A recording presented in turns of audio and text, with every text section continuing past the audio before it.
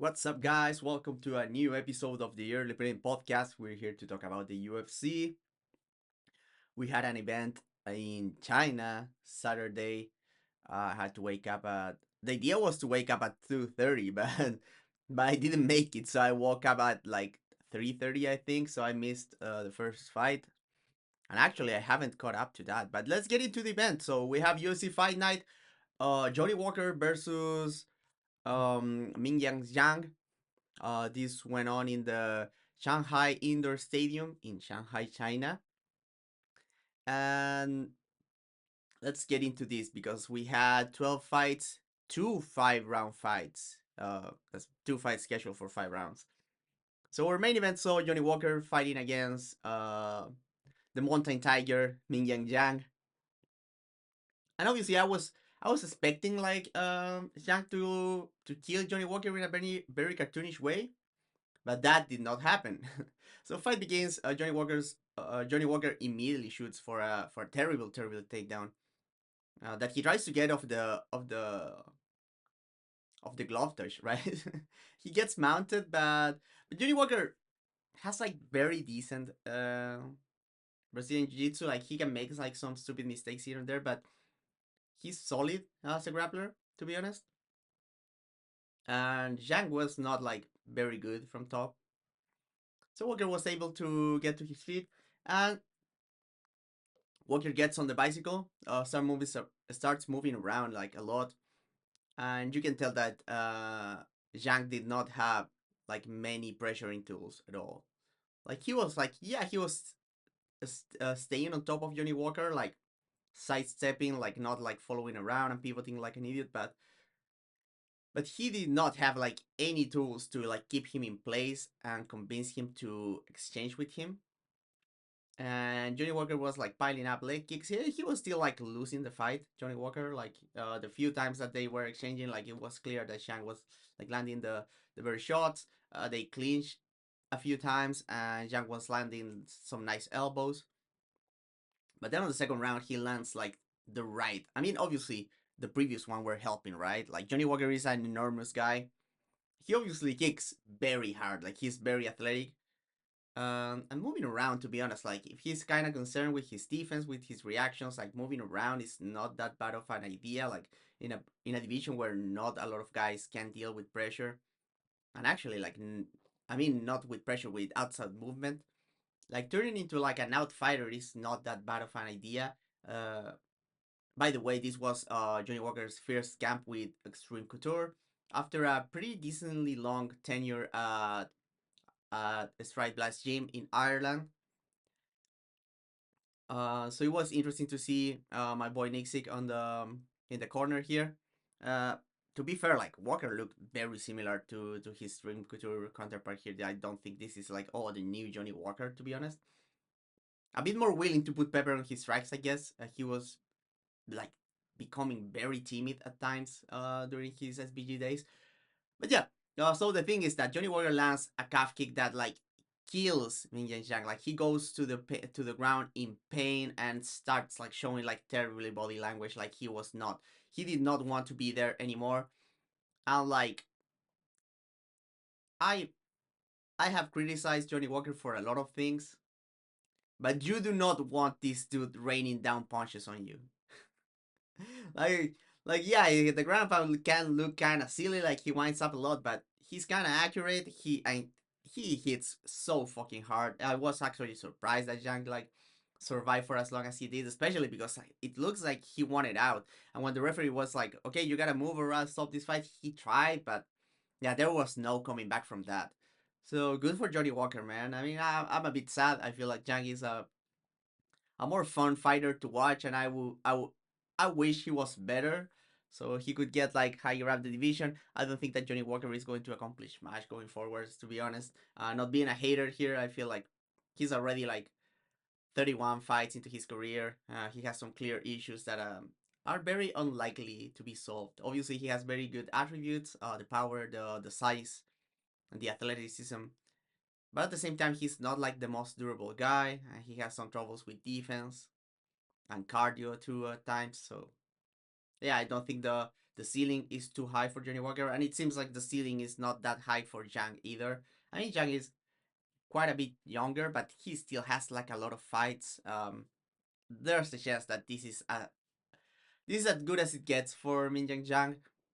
Hopefully not, but yeah. Co-main event, so Aljamain Sterling fighting Brian Ortega. So clips of Brian Ortega like struggling hard to make weight. He did not make weight, by the way, which is which we all remember that he could not make weight for Diego Lopez, right? Um, and they have the cancellation. Then I don't remember if. Let me check. Like when he actually fought Diego Lopez, was that a lightweight? No, it was 145 and he made 146 for that one. But yeah, I thought that Ortega was going to move up to lightweight, to be honest. Sterling has looked like pretty physical in his featherweight run. If anything, it looks like the extra weight is helping him to be like more explosive. And I feel like his style of wrestling has translated better to being like a kind of this like shorter explosive guy, more than this like long awkward kickboxer that he kind of was at 135. So yeah, Ortega versus Sterling. This was scheduled for 5 rounds. Sterling was strangely, I mean not strangely, but it was kind of rare to see like Sterling complaining about it. And he makes a good point that he's not getting paid better for these 5 round fights. And the crazy part here is that both these guys managed by the same guy, by Tiki Gosh, former UFC fighter, and it seems like Tiki was pushing for the 5 rounds for Ortega, which is like, and I've said this like many times before, but you do not want a manager that has like a ton of UFC fighters because that guy is working for the UFC. He's not working for you. So it's kind of stupid, and I'm like double surprised that Sterling did not drop Tiki after the fiasco when the UFC like bent his arm into fighting Sean O'Malley, knowing that Sterling was compromised. He didn't even get a rematch there, so he got done dirty. And there was like the UFC and Tiki trying to convince him. For whatever reason, the UFC published those videos. I don't know under what circumstances, but they are very popular. So yeah, this was weird. Thankfully for Sterling, he got the win here. Ortega looked dreadful here. I thought Sterling looked decent, but Ortega looked very bad here.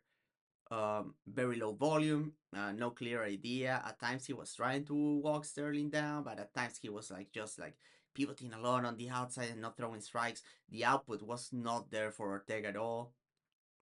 For Sterling, I had the criticism that when you have like this like blank canvas kind of fight, you gotta go for damage, man. Because on that fifth round, like Ortega tried to mount a comeback, and he was like hurting Sterling, put him in sketchy situations. Sterling was ended up being saved by his very good wrestling, which was very impressive actually. But yeah, I did not think much of this fight other than being a super boring, uninteresting fight with Sterling like just like frustrating Ortega moving on the outside with straight shots, being quicker.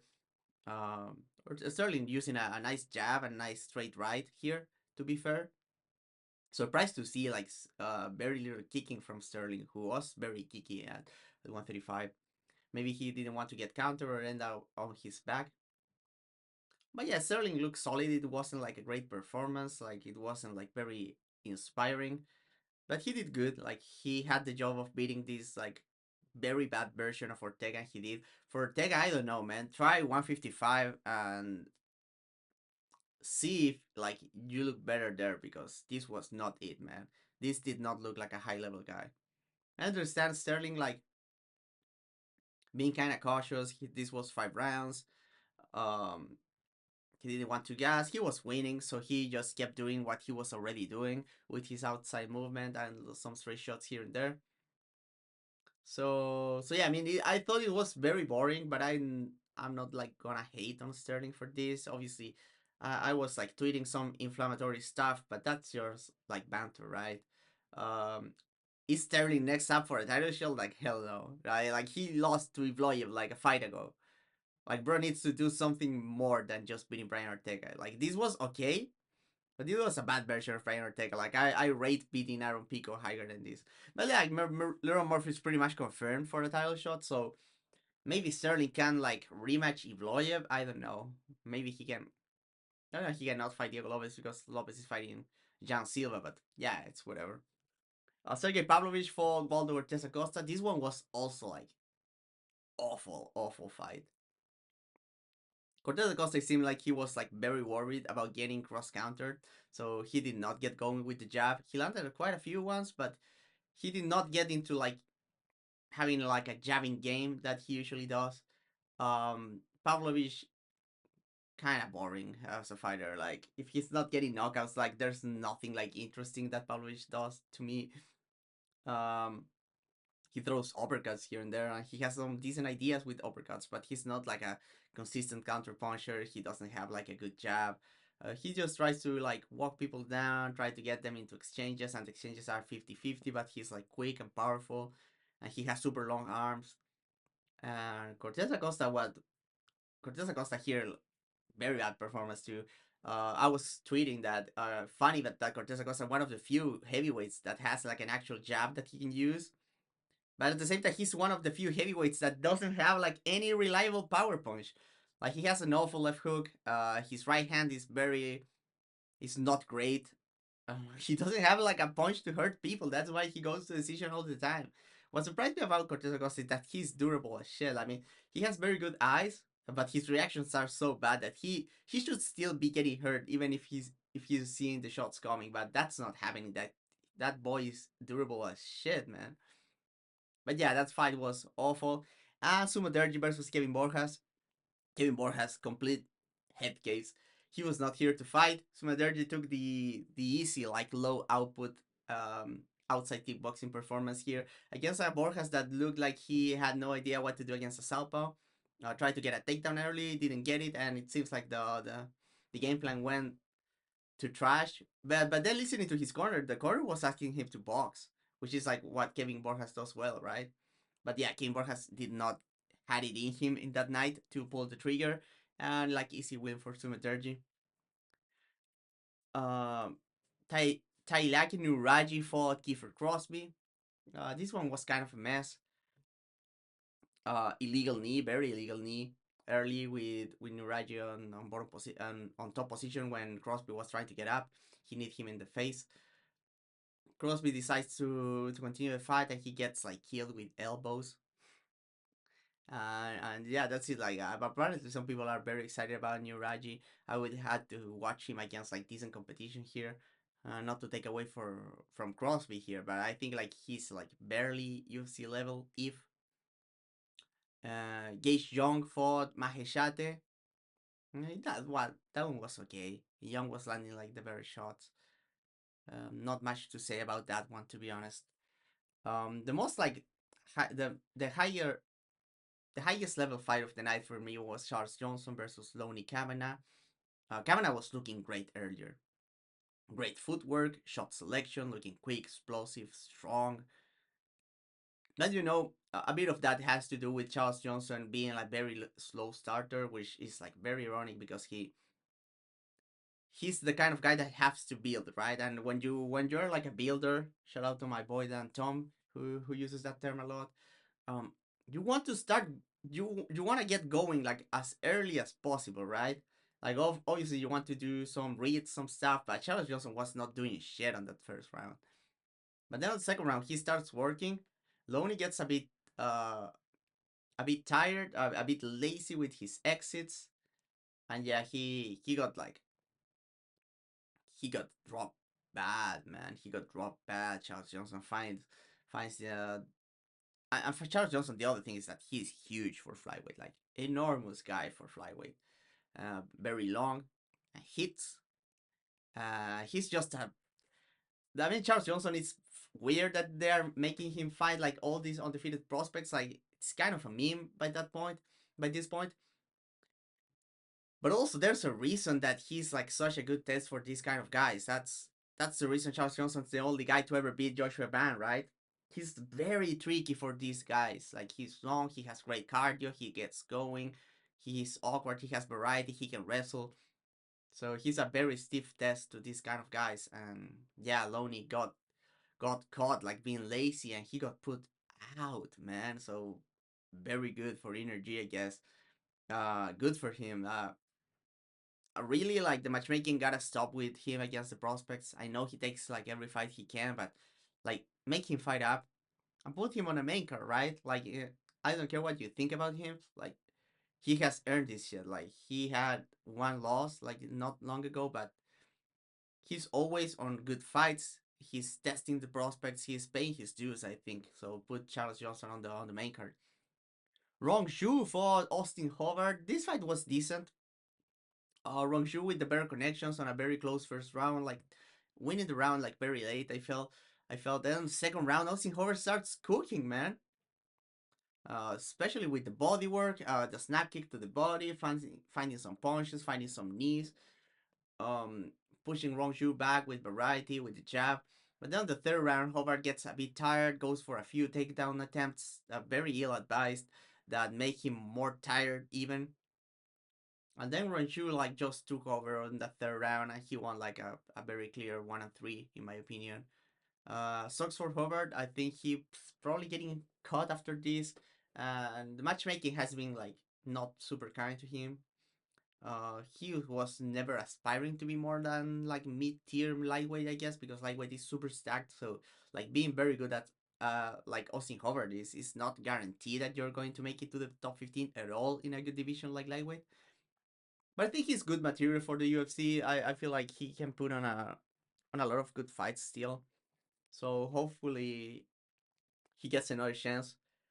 Kyle Dawkins got back to the UFC. He fought Michel Pereira, and Michel Pereira died to a to a right hand. He was exiting range. He got clipped, like just circling into right hand, and nasty elbows on the ground. I think to put him out. So good for Kyle Dawkins, man. Welcome back, dude. Ji Sha fought Westin Wilson, and Ji Sha was fighting like the overhands could not miss. And in fact, the overhands could not miss because he was beating the shit out of Westin Wilson until eventually he put him out. The Westin Wilson looked rough here. Um, I mean, we know that he's like a grappler mostly, but yeah, he was not reacting well to those shots, man. Su Young Yu for Long Xiao. This was the fight that was like playing when I set up my stuff, and I saw like a round and a half, and this was fucking great, man. This one was great. It was like so violent. These guys were swinging and banging, but with some good adaptations. Su Young Yu showing a nasty left hook to the body, and then Long Xiao on the final like 2 minutes, like going crazy with elbows. He was at one moment like throwing exclusively elbows, man, and it was a very good fight. If you're looking for an action fight, this one is the one to watch, man. And the opener was Uran Satibaldiev against Dr. Nurgoshai. Did not catch this one, but very interesting that this ended up with a easy kill choke. So I guess I gotta watch that. But yeah, it was not the best event, to be honest. If you didn't catch the fights, like my recommendations are watch Su Young Yu against Long Xiao. If you want to watch a knockout, well, I guess watch Ji Sha versus Westin Wilson and Kyle Dawkins versus Michel Pereira. But when it comes to like good fights, I would say like Ji Sha versus Su Young Yu against Long Xiao, Rock Ju versus Austin Howard, Charles Johnson versus Loney Kavanagh, Gage Young versus Maheshate was okay, I guess too, and that's it, man. So moving on to some fight announcements here. First, we have Josh Emmett is fighting Yusuf Salal on UFC 320 on October. Um, very interesting because like Salal, he moves on the outside and he has some very like good tricks that he could make like Josh Emmett pay for. Like we saw Jair Rodriguez like troubling Emmett with just being like long and showing variety and kicking hard. And that's something that maybe Salal cannot like mimic to the same degree of like dynamism, but Salalis has like better footwork, a better jab for sure than Jay Rodriguez, and he can maybe find some like nice knees to the body or something. And what makes this fight interesting is that Salah probably not going to be able to wrestle Josh Emmett to the ground, which is something that he likes to do a lot lately. And Emmett, like, he will have plenty of opportunities to catch Salah against the fence and just try to put him out. So I feel like it's a very solid fight. What else do we have? Kelvin Gastelum is fighting Dustin Stoltzfus at Noche UFC on September. Awful. This is, I mean, this is such a step down in competition for Gastelum, which I guess, like, it's fair. He has not been winning at all here, but it really seems like the UFC is, like, doing him a solid to get a win on Mexican night. Mexican night that is not even in Mexico, by the way. Um, but yeah, I mean, Stolfos is solid, but he's not in this level. I think that Kevin Gastelum should be able to like just land his straight left a lot. Maybe take him down if he cannot put him away early in the fight. So it's very, very winnable for Kevin Gastelum. What else do we have? Jack Jenkins is welcoming Ramon Taveras to the featherweight division because Taveras missed weight in his last fight, I think, against Davy Grant. And Jenkins is coming off a loss too. So these guys are fighting at UFC Perth. So Jack Jenkins is going to be the local boy here. This is going on in September. A very cool fight, actually. I'm very excited about this one. Like, exciting striking bout. I like it. I like it a lot actually. What else we have? Rob Font is fighting Raul Rosas Jr. at Noche UFC. This is the co-main event. Uh, Not quite sure what to think about this one. Rob Font's takedown defense has been lacking at a lot of times lately. But his bottom game at times has looked like still brilliant. But Raul Rosas like very good from the top. But Raul Rosas has lost a bit of danger now that he doesn't like sprint out of the gate. So maybe Font might be able to mount a comeback here. If this one makes it to a third round, I would expect Rob Font to win that round for sure. But that second round is going to be like the sketchy part. Like is Rofont able to mount a comeback like early enough to win the second round? Because I don't feel like old Rofont is like a very big finisher either, which he was kinda very dangerous puncher at one moment. But I think this version of him is not that anymore. And Raul Rosas, like, he's placed it more conservative now, going for more control, not like completely selling out on the mad returns and then going for submissions. So yeah, I mean, there's some interesting stuff here in the dynamics of the fight, I guess, but I think you could do better with the old version of Rofont when it comes to matchmaking. But it's whatever. What else we have? Kevin Holland is fighting Mike Malott. Fair. I guess this is good matchmaking. Like Kevin Holland finally gets to fight someone that is not like super old, and he failed at doing that even on his last fight against Daniel Rodriguez, right? Um, Malott is big. He might get annoyed with the length of Kevin Holland, and Malott has uh kind of had his cardio exposed by Neil Magny. So maybe if this one goes long, Kevin Holland starts tagging him. Looks like a rough fight for Mike Malott, to be honest. This is going on at UFC Vancouver, so he will be the local here. This is going on October. What else? This one is fantastic. Rainer the Reader is fighting Anthony Hernandez at UFC Vancouver, the same event, and this is the main event. So we get to see Fluffy against like a big, powerful grappler in the Reader, who has knees to the body, which has been the bane of Fluffy's existence a few times. So yeah, this one is very interesting, and it's like both guys like they're not like sitting on the fence; they're like trying to get that title shot, and obviously, and they might either like skip over if like Imavo versus Kaio is like a bad fight. The winner of this one might get the title shot against Hamzat, and actually want that because like it's very compelling, especially if it is Fluffy.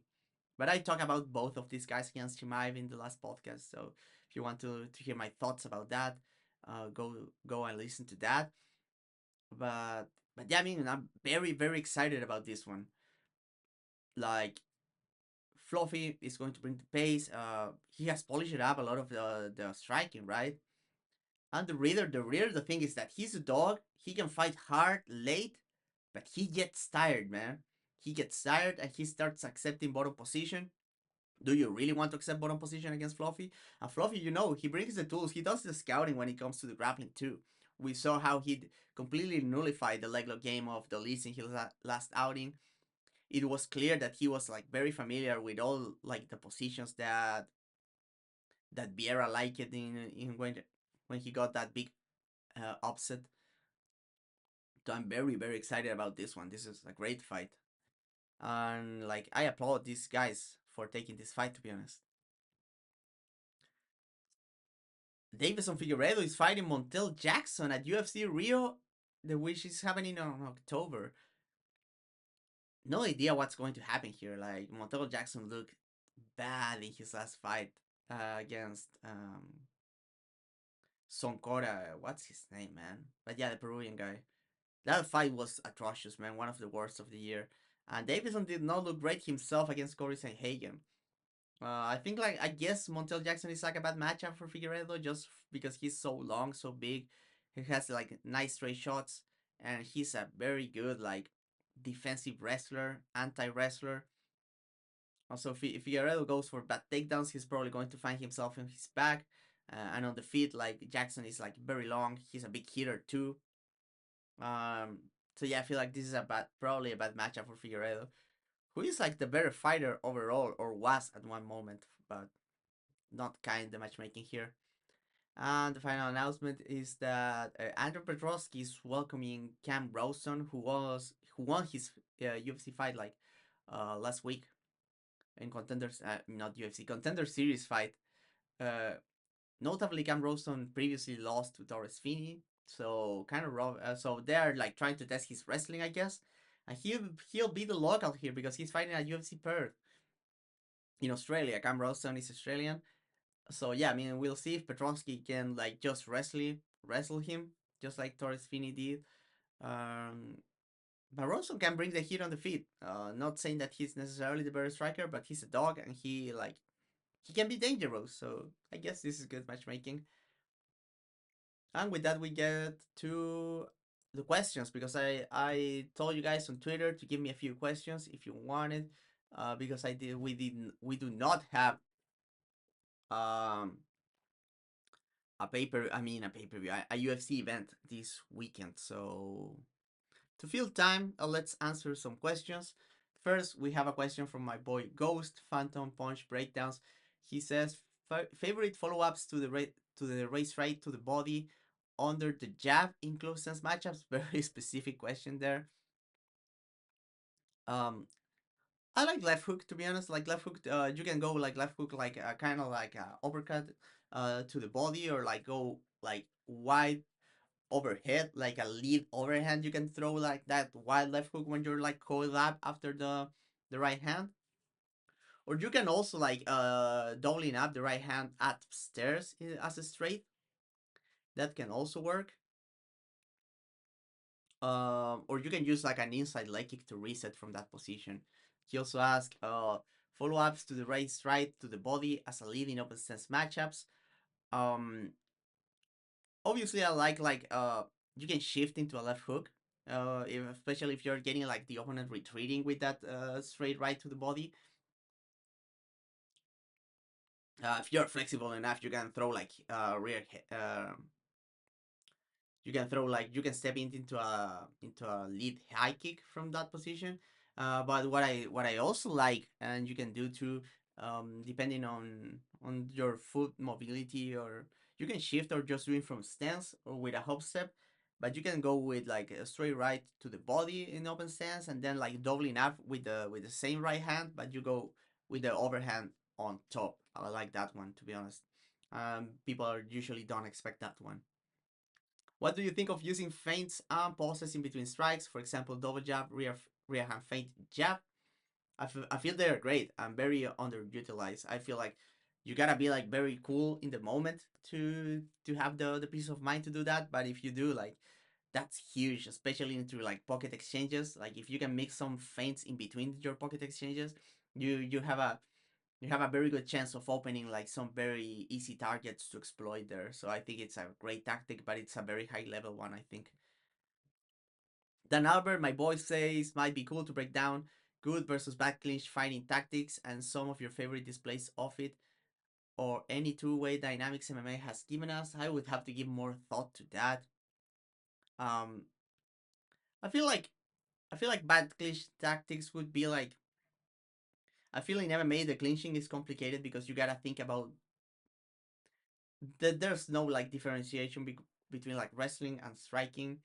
So for example, like some people might go for like double collar ties, but they are not good at using the collar ties to like create a barrier to defend takedowns. So in that sense, like if someone has you against the fence with your back flat against the fence, and you go for like double collar ties, and you do not have like the leverage to push your like elbows to the outside, you're giving like a very easy path to your hips for a double leg against the fence, for example.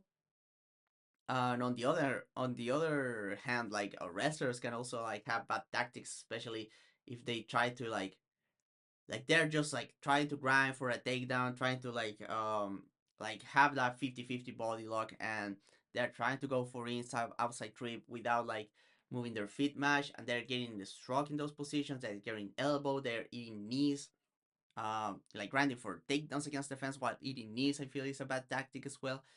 For examples, I would have to like dig deeper into this. Maybe we can talk about that during a live stream. I would be interested in that. My boy Kyle, Combat Chronicles, asked me pick a fighter from every weight class that you think will end up dethroning the current champion. Some may be in the near future, some you might not see panning out for a while. A fun exercise. Okay, so flyweight. Man, I think I will go with Joshua Ban. I'm not sure if I'm going to pick him when the time comes for the fight, but I think like Joshua Ban has the potential to be like very dangerous to Pantoja. Bantamweight, we have Marab, and and actually I'm going to go lame here, and I'll go say Corey Sanhagen has the potential to beat him. To be honest, um, again I'm not quite sure because I haven't done like the deep dive into the tape study yet.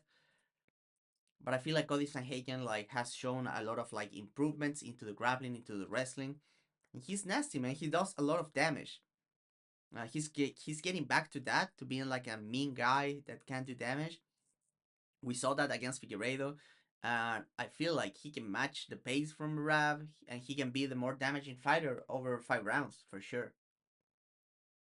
Um, Featherweight or champion is Volkanovski. I think that Volkanovski uh, is probably going to lose the title to Jan Silva. To be honest, I feel like Jan Silva is bad, pretty bad for this version of like old man Volkanovski. To be quite honest, a lightweight Ilya Topuria. Who I see dethroning Ilya Topuria, man. That one is hard, man. Topuria. It's like I would say Islam maybe. If Islam like moves back down to 155, I could see like Islam being bad for Topuria because he's a southpaw. He's a lot bigger. He's an excellent grappler. He's a competent striker. I feel like yeah, I would say Islam. Jack Della, who could beat Jack Della right now at welterweight? I think that Shafkat could be bad for Jack Della, to be honest. Um, I feel like Pratis too, but I feel like Shafkat in particular, like just because he would be like grabbing the clinches, he might be threatening with the takedowns. I like Jack Della's chances a lot, but if I had to pick someone, like I think that Jack Della is one of the few guys is actually a bad matchup for Ian Gary right now, so I would go in that direction. At middleweight, we have Hamzat. I would have to go with my boy Fluffy, but I feel like Imavov is also like might have something there. Unlike heavyweight, we have Ankalaev. And to be fair, Ankalaev, man. Who beats Ankalaev? Like light heavyweight doesn't even have people, man. I'm going to just go with something crazy like Carlos Ulberg might be the one to beat Ankalaev in an awful fight, by the way. And heavyweight or champ is Tom Aspinall. And to be fair, like the only guy that I see like having a chance at Tom Aspinall, and I'm going to get hate because like I know you guys hate this guy, but he's Cyril Gahn. If I had to pick someone, because like at least Cyril Gahn is like huge and athletic and has like an actual game that is not going to like play straight into what Thomas Pino wants to do. So yeah, I would say Gahn. And when it comes to the woman, Zhang Weili, I don't see losing to anyone other than Birna if it comes to strawweight. Um, why Birna? Just because she's so good from top position and she has like great takedowns and has gotten better, a lot better in the striking. So I feel like she could make those like top position top position grappling count, and I trust Birna a lot more to do it for like 5 rounds than Tatiana Suarez. For Valentina, who could dethrone Valentina? I mean, my favorite at flyweight right now is Carly Judice by far, but I don't think Judice is going to make it to the championship when Valentina is still the champ. So I'm going to go the completely opposite direction, and I'm going to say Zhang Weili. It's probably like a bad fight for this version of Valentina Shevchenko. And at bantamweight we have Kyla Harrison, and I would say Norma Dumont to be honest. Norma Dumont is like a good grappler, but more importantly, she has like good footwork. She's a vastly superior striker to Kyla, but at the same time, she's like athletic. She hits hard. She has some size, and she's not like awful inside the clinch. So good. Those would be my picks. Ryan Wagner or his twin or whatever, mixingmartialarts.com. He says, "Would you rather watch Aljo versus Ortega 10 times uh, back to back, or an all heavyweight UFC card?" I would take the all heavyweight UFC card for sure, man. We would get a few knockouts there, and it's not the same shit over and over. Like Aljo versus Ortega was tedious, man. And like even if every fight is awful from the all UFC card, all heavyweight card, at least you're like seeing like different kinds of bad. Like semi fights are just very boring to be honest. Mr. Adin asked me, are MMA fighters today better overall than the fighters from previous generations, or is this just some myth spouted by Rogan and the newer MMA fans that don't appreciate, disregard the skills of the fighters that come before their time watching? I feel that this one is kind of complicated. I feel like it's hard to evaluate because the MMA meta changes so much from year to year because it's such a young sport still, right? But I'm often very surprised watching like fights from 10 years ago, how or even more like 17, 18 years ago, and how well the skills hold up, to be honest, on the high levels of the sport. I feel the overall boxing ability of the UFC fighter has gone up for sure in the last in the last 2 decades. Not only with higher output, but I feel like we see more like boxing fundamentals here. But we saw some pretty slick boxers back in the day too. But I feel like the level of striking overall has gone higher. The level of like tactics when it comes to wrestling in MMA has also gotten higher, but that could be attributed to a different meta more than not. But I think in some of the good weight classes, I feel like grappling has gone a bit down. You could argue that in the static jiu-jitsu positions, like the meta is so revolve around scrambling right now that when you get like a controlling type of guy, they expose a lot of the holes that a lot of the fighters have nowadays. So I think overall the level it might be a bit higher, but it's not a huge difference like some people make it.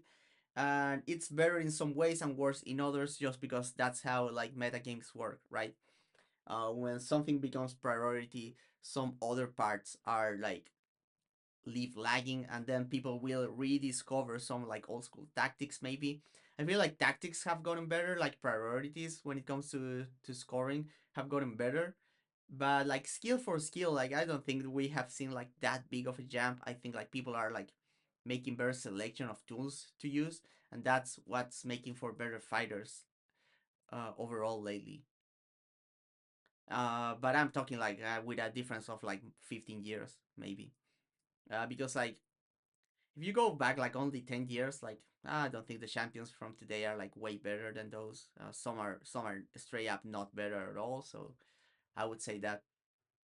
Mitchell Robinson, Stan asked me, who are you most excited for out of the UFC current signing spree? And have you watched any Lucen Keita? Keita, who is fighting Pitbull. I announced that last week.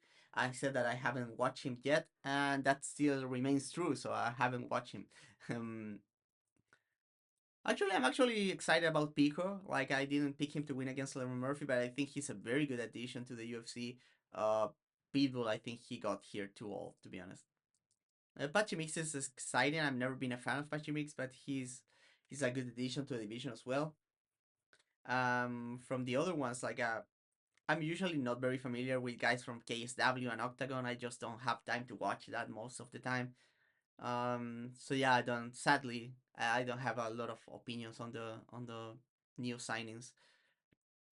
And my boy, how do you say that? Kapen, KAPM. Ask me realistically how much time does Volkanovski have left as champ. I would say it depends with the matchmaking. I think like Laron Murphy, for example, is a winnable fight. Not saying that I outright pick Volkanovski here, but for example, if Volkanovski got like that or either like Sterling or Ivloyev, all of those are like very winnable fights for Volkanovski. So he might stand it for like 2 or 3 years, depending on how often he fights. If he gets to fight like Jan Silva, for example, I would be a lot more scared about his prospects here. So I think it depends, but Volkanovski is probably but the very best scenario, Volkanovski has like 2 3 years in the tank as champion. I would not be surprised if it was less. I think all the contenders had a shot at Volkanovski at this stage. Even Sterling and Ivloyev might have something. Not Sterling probably, but maybe Ivloyev. And that's the podcast, guys. Thank you as always for joining me. Hope you enjoyed the episode.